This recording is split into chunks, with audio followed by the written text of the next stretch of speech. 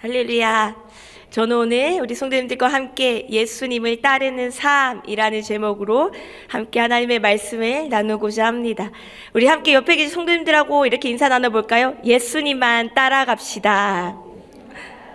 우리 다시 옆에 계신 성도님들하고 이렇게 인사 나누겠습니다. 예수님만 따라갑시다. 아멘. 우리 시가 예수님만 따라가는 우리 모두의 삶이 되기를 간절히 축복합니다. 이렇게 성도님들 혹시 길을 지나가시다가 혹시 전도하는 분들을 많이 만나 보셨나요? 혹시 저 지나가다가 전도하는 분들을 많이 만났다는 성도님들 계실까요? 네, 저도 많이 만났습니다. 저도 이렇게 지나가다 보면 청년 예수님 믿어야 해. 예수님 믿어야 구원받아. 어디 가? 예수님 믿어야 돼 라는 이야기를 참 많이 듣곤 했습니다. 그럴 때마다 저는 씩 한번 이렇게 웃으면서 아유 그럼요 예수님을 믿어야죠 라고 이렇게 웃으면서 지나가곤 했었습니다. 우리는 이렇게 지나가다가 예수님을 믿어야 돼 라는 이야기를 참 많이 듣고 또 많이 경험했던 그런 시간들이 아마 계셨을 것입니다. 그런데 저는 오늘 이 설교를 준비하다 보니까 가만히 이렇게 우리의 삶을 돌이켜보면 예수님을 믿는 것과 거기에서 그치지 않고 예수 그리스도를 믿고 따라가는 것, 이 차이에는 엄청난 차이가 있다는 것을 발견하게 되었습니다. 성도님들 혹시 나이아가라 폭포에 대해서 혹시 들어보셨나요? 뒤에 보면 이 나이아가라 폭포가 보이는데 아름답지 않으신가요? 이 나이아가라 폭포는 축구장의 폭이 얼마 정도 되냐면요, 축구장이 4배가 된다고 합니다. 그리고 이 높이는 바로 그 16층 정도의 높이가 이 바로 나이아가라 폭포라고 합니다. 이 엄청난 폭과 이 엄청난 이 높이의 그런 웅장함을 자랑하는 것이 바로 이 나이아가라 폭포입니다. 그런데 이 나이아가라 폭포는 이렇게 아름답고 이렇게 멋지기 때문에 많은 사람들이 여행지로나 혹은 신혼여행지로 많이 찾는 곳이기도 합니다. 그런데 성도님들이 나이아가라 폭포에서 무모한 도전을 한 사람이 있다고 합니다. 어떤 무모한 도전을 했는지 혹시 궁금하지 않으신가요? 바로 이 나이아가라 폭포에서 엄청난 무모한 도전을 한 사람이 있는데 바로 찰스 블론딘이라고 하는 사람이라고 합니다. 이 뒤에 보면 이 찰스 블론딘, 목사님께서 화면을 준비해 주셨는데요. 이 찰스 블론딘이라는 이 사람이 이 나이아가라 폭포 가운데 엄청난 그런 무모한 도전을 했다고 합니다. 1859년 아주 오래전에 이 뉴욕 신문에 이 사람이 이런 글을 올렸다고 합니다. 여러분들, 내가 이 줄을 타고 이 나이아가라 폭포를 건너겠습니다 라는 그러한 신문을 올렸다고 합니다. 이 신문을 보면서 많은 사람들이 궁금증에 빠졌습니다. 과연 어떻게 이 웅장하고 이렇게 넓은 이 나이아가라 폭포를 건너겠다고 하지? 이 궁금증 가운데 많은 사람들이 이 찰스 블론딩이 건너겠다고 한 그 시간에 많은 사람들이 몰려들었다고 합니다. 여러분들은 제가 이 줄을 타고 건널 것을 믿습니까? 이 수많은 사람들이 모이자 이 찰스 블론딩을 이렇게 물어봤다고 합니다. 그러자 이 많은 사람들이 그럼요, 당신이 이 줄을 타고 건널 것을 저희는 믿습니다 라고 응원과 박수를 보내주었다고 합니다. 그곳이 떠나갈 정도로 이 찰스 블론딩을 응원했다고 합니다. 그런데 이 찰스 블론딩이 이 줄을 타고 나이아가라 폭포를 건너는 것을 우리 성도님들 성공했을 것 같으세요? 성공했을 것 같으세요? 진짜로요? 네, 맞습니다. 아주 멋지게 이곳을 지나가는 것을 성공했다고 합니다. 이렇게 멋지게 이 나이아가라 폭포를 이 외줄을 타고 지나갔다고 합니다. 그러자 이 두 번째 또 이 찰스 블론딩이 이렇게 외쳤다고 합니다.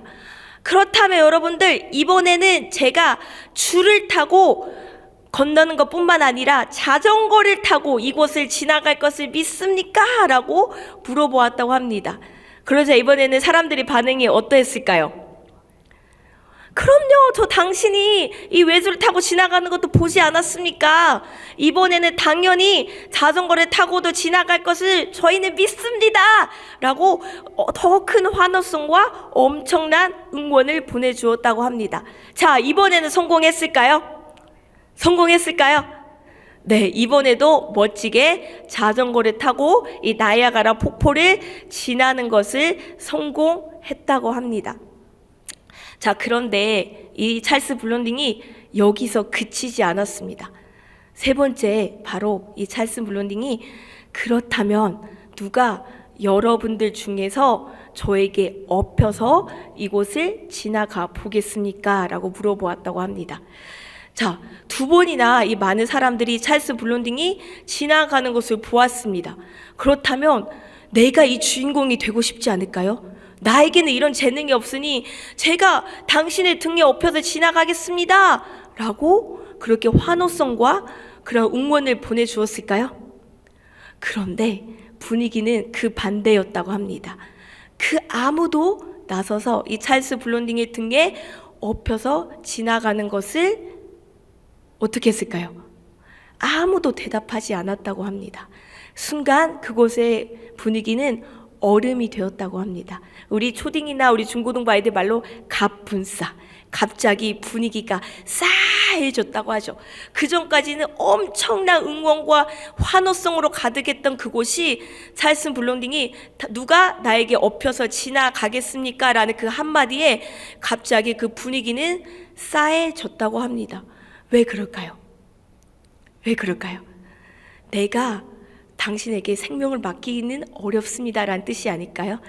그러자 이 찰스 블론딩이 한 사람을 이렇게 딱 지목했다고 합니다. 바로 어떠한 남자를 딱 지목하더니 그 남자에게 그렇다면 당신은 나에게 엎혀서 지나가겠습니까? 그러자 그 남자는 딱 한 사람의 그 남자가 주저함 없이 네, 당신을 믿습니다. 당신에게 엎혀서 제가 지나가겠습니다. 라고 대답하고는 그 찰스 블론딩의 등에 엎혀서 멋지게 지나갔다고 합니다. 그 다음 사진 보내주시겠어요? 네, 이렇게 찰스 블론딩의 등에 엎혀서 이 남자가 멋지게 나이아가라 폭포를 지나갔습니다. 자, 우리 성도님들께 한번 질문해 보도록 하겠습니다. 많은 사람들은 찰스 블론딩이 나이아가라 폭포를 지나가는 것을 믿었습니다. 그런데 정작 그곳에 자신의 생명을 걸지는 못했습니다. 성경에 보면 이런 비슷한 장면이 참 많이 나오고 있습니다. 수많은 사람들이 예수님께서 행하시는 기적을 보았습니다. 또 그분의 말씀을 들었습니다. 저기 저 예수란 사람이 수많은 기적을 일으킨데 죽은 자도 살리고 중풍병자도 살리고 수많은 사람을 죄에서 또 질병에서 구하는 사람이래 라고 많은 사람들이 그 예수님에 대해 소식을 듣고 예수님을 보기 위해 모였습니다. 그런데 많은 사람들이 그 예수님을 따라갔을까요? 정말로 자신의 생명을 걸고 예수님을 따라가는 사람은 그렇게 많지 않았습니다. 그렇다면 우리의 삶은 어떠합니까? 우리는 예수님을 삶의 주인으로 모시고 살아가고 있습니까? 아멘이십니까? 전적으로 예수님을 신뢰하며 그분께 우리 성도님들의 인생을 걸고 계십니까? 오늘 예배를 통해서 우리가 우리의 삶을 온전히 주님께 맡겨드리며 주님을 온전히 따라가는 그러한 은혜가 있게 되기를 간절히 소망합니다. 오늘 말씀에 보면 그렇게 자신의 모든 것을 내걸고 예수님을 따르는 사람이 나오고 있습니다. 바로 우리 성도님들이 너무나도 잘 아는 베드로입니다. 우리 성도님들은 베드로에 대해서 정말로 수많은 이야기를 들어보셨을 것 같습니다. 이 어부인 베드로가 이날도 물고기를 잡으려고 바다로 향합니다. 직업이 어부인이 얼마나 많은 물고기를 잡아봤으며 또 물고기가 가장 잘 잡히는 시간대를 알고 있었을까요? 이날도 이 베드로는 이 확신 가운데 그럼 오늘도 나는 물고기를 많이 잡을 거야 라는 그런 확신 가운데 바다로 향했을 것 같습니다. 그런데 이 베드로의 마음과 베드로의 생각처럼 시간이 흘러갔을까요? 1시간, 2시간, 3시간 아무리 시간이 흘러도 도저히 물고기가 잡히지 않는 것입니다. 물고기는커녕 이 멸치 하나도 잡힐 그런 게 전혀 보이지 않는 것입니다.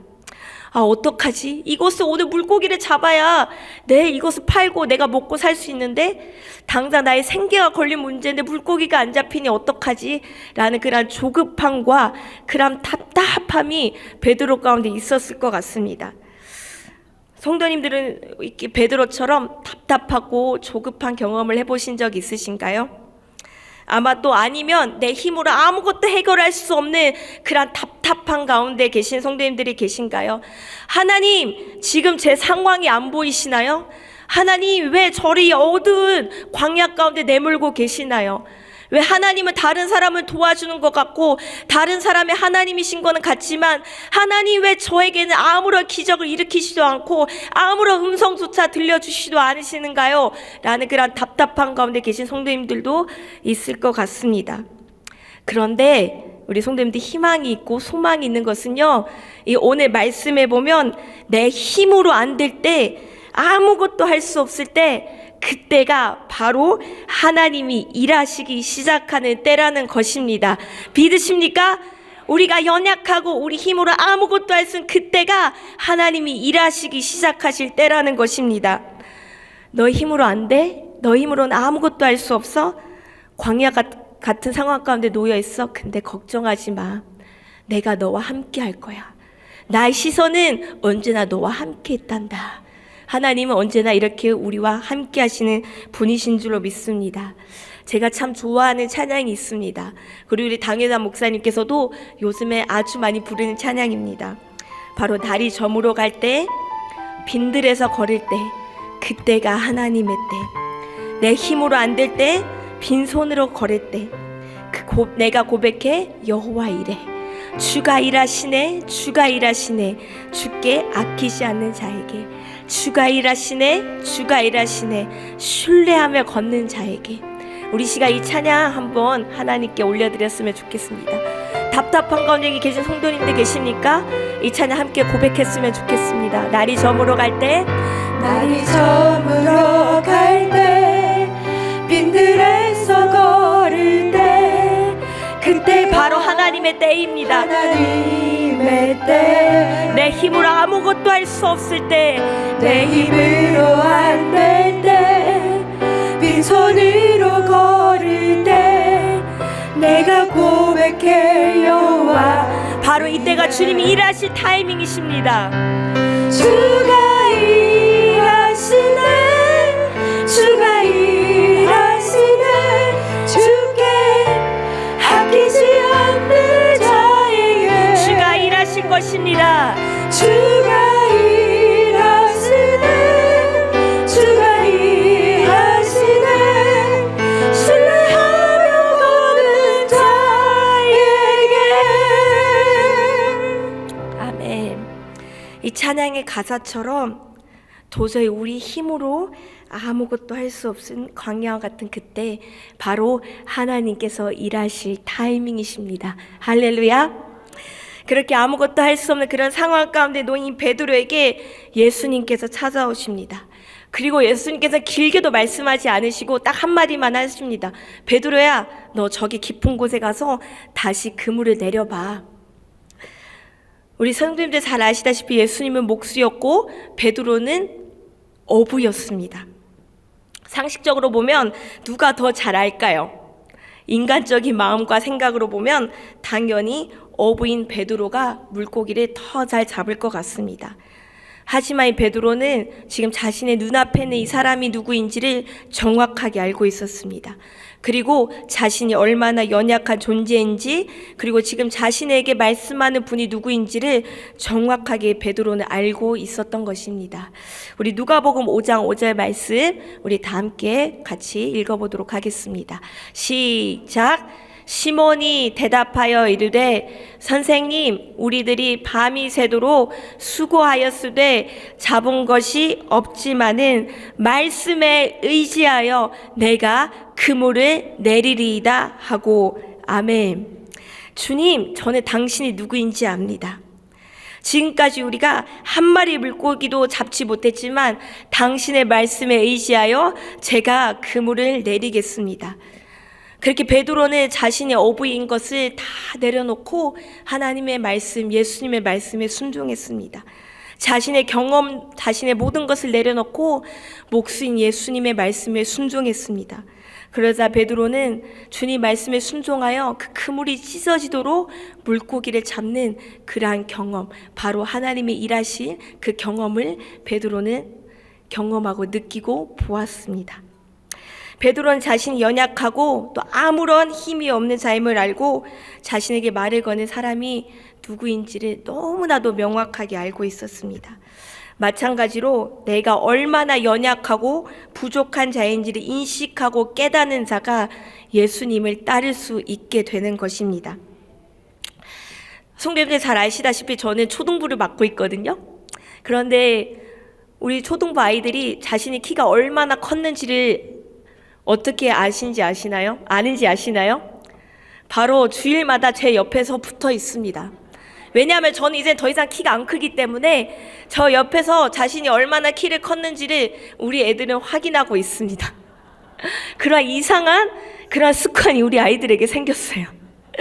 그런데 또 하나의 오늘 비밀이 저에게 있습니다. 바로 성도님, 오늘 제가 좀 키가 커 보이지 않으신가요? 바로 이 총무 목사님께서 제가 키가 작아서 이 강대상이 안 보일까봐 주일부터 저를 5층으로 같이 올라오게 하고 이 강대상을 아주 저에게 맞춤으로 이렇게 세팅해 주셨습니다. 뿐만 아니라 제가 지금 구두를 신고 있습니다. 그래서 지금 이 성도님들에게 보이는 비춰진 이 모습이 제 모습일까요? 아니에요. 저 성도님들이 보이지 않는 지금 밑에 단이 있고 높은 구두를 신고 올라왔습니다. 마찬가지로 지금 이 보이는 제 모습이 제 모습이 아닌 것이죠. 그렇다면 제가 정확하게 제 모습을 어떻게 알 수 있을까요? 바로 단을 치우고 제 구두를 벗어야 제 모습을 알 수 있습니다. 마찬가지로 우리도 하나님 앞에 이 단의 발판을 치워야 저의 온전한 모습을 알 수 있듯이 우리는 하나님 앞에 착각하며 살아갔던 이 발판들을 버려야 우리의 진짜 모습을 볼 수 있고 하나님 앞에 나의 연약함을 인정하며 무릎을 꿇을 수 있게 되는 것입니다. 그런데 우리는 참 살아가다 보면 참 많은 착각을 하며 살아갑니다. 이 화면에 비춰진 제 모습이 제 키가 아닌데 제 키인 것처럼 착각하듯이 우리가 지금까지 걸어왔던 이 모든 순간이 다 주님의 은혜로 살아간 것인데 내 힘으로만, 내 능력으로만 살아온 것처럼 착각하며 살아간다는 것입니다. 그런데 베드로는 자신이 얼마나 연약한 자인지, 죄인지를 깨닫고 그분 말씀에 순종했을 뿐만 아니라 그분 앞에 겸손히 무릎을 꿇고 이렇게 고백합니다. 우리 그 다음 절 누가복음 5장 8절 말씀 함께 고백하도록 하겠습니다. 시몬 베드로가 이를 보고 예수의 무릎 아래 엎드려 이르되 주여 나를 떠나소서 나는 죄인이로소이다. 아멘. 어떠한 자들이 예수님을 따를 수 있습니까? 예수님 없이는 살아갈 수 없는 연약한 자라는 것을 깨닫는 자가, 내가 얼마나 죄인인지를 깨닫는 자가 예수님을 따를 수 있다라는 것입니다. 우리 누가복음 9장 13절 말씀도 같이 한번 읽어보도록 하겠습니다. 시작. 너희는 가서 내가 긍휼을 원하고 제사를 원하지 아니하노라 하신 뜻이 무엇인지 배우라. 나는 의인을 부르러 온 것이 아니요 죄인을 부르러 왔노라 하시니라. 아멘. 예수님은 의인을 부르러 오신 것이 아니라 죄인을 부르러 오셨습니다. 저와 우리 모두는 다 예수님 앞에 죄인인 줄로 압니다. 그러나 우리를 예수님은 포기하지 않고 우리를 부르러 이 땅 가운데 오셨습니다. 즉 예수님을 따른다는 것은요, 다시 한번 말씀드리지만 예수님, 제가 당신이 없으면 이 세상 가운데 살아갈 수가 없습니다. 저는 당신만이 필요하니 당신만 따라가겠습니다. 그러나 믿음의 고백인 줄로 믿습니다. 그런데 성도님들, 베드로는 어떻게 예수님을 따라가는지 아세요? 자신의 모든 것을 버리고 예수님을 따라갔습니다. 예수님 당신이 없으면 아무것도 아닙니다 라고 고백하는 사람들은 자신의 모든 것을 버리고 예수님을 따라갈 수 있습니다. 왜 그럴까요? 예수님이 없으면 돈, 명예, 권력, 이 땅의 모든 것이 아무런 의미가 없기 때문입니다. 우리 누가복음 5장 11절 말씀 함께 읽어보도록 하겠습니다. 시작. 그들이 배를 육지에 대고 모든 것을 버려두고 예수를 따르니라. 아멘. 여기서 베드로가 배를 버렸다는 것은 자신의 직업만 버렸다는 말이 아닙니다. 자신의 안정, 자신의 계획, 자신의 미래에 대한 계산을 모두 예수님 앞에 내려놓았다는 것입니다. 즉 나의 삶의 목자 되신 그분 앞에 모든 것을 맡기고 예수님을 따라갔다는 것이죠. 성경에 우리 성도님들이 가장 잘 아시는 말씀이 있죠. 야훼는 나의 목자시니 내게 부족함이 없느니라. 우리가 예수님을 따라갈 때 부족함이 없는 줄로 믿습니다.